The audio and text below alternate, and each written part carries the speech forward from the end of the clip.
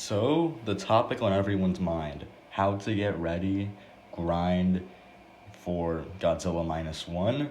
Here are some of the things that I've been doing that can help you get ready for Godzilla minus one and grind for levels on potential requirements.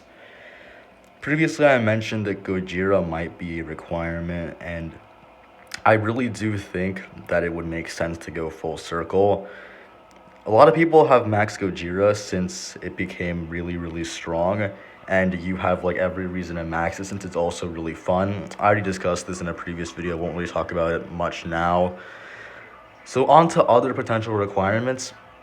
I did also speculate that a requirement might be own every Godzilla in the game that isn't a Game Pass, which would make sense since it's like Godzilla's 69th anniversary for minus one, and everything's going full circle.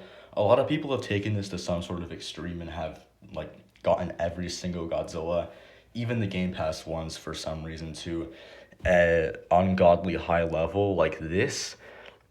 Although owning every single Godzilla in game that's not a Game Pass would be too easy, so possibly some levels on them.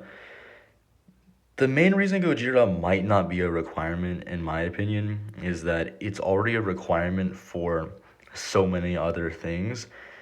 In the sense that, like, okay, it's a requirement for Kiryu, which is then a requirement for Eva. It's already a building block for some, like, very expensive, quote-unquote, endgame kaiju.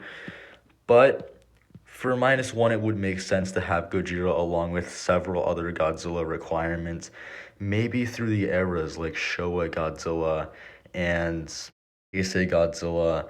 Heisei Godzilla is already a requirement for Dest, pretty easy maxed, and also Showa Godzilla doesn't really, I don't think it's actually a requirement for any kaiju. I might be super duper wrong, but I've had it like max and it is really fun to play as.